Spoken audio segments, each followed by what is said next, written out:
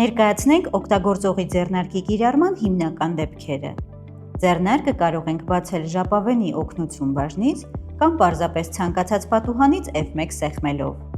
Տարբերակի փոփոխություններ բաժնում արտացոլվում են յուրաքանչյուր տարբերակում ավելացված նոր հնարավորությունները և լուծված խնդիրները։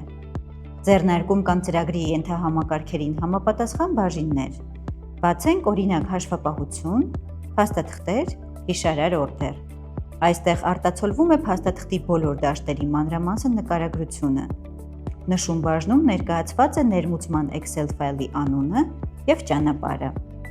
Բացենք հաշվետվությունների ձևավորում Excel-ում բաժինը։ ՀԾ հաշվապահը հնարավորություն է տալիս ծրագրում առկա տվյալներն արտացոլել Excel-ում բանաձևերի միջոցով։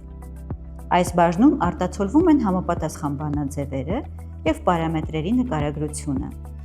Անդրադառնանք նաև աշխատանքային միջավայր բաժնից արագ հասանելիության ստեղներին։ Այստեղ արտացոլվում են համակարգում գոյություն ունեցող արագ հասանելիության ստեղները և դրանց նշանակությունը։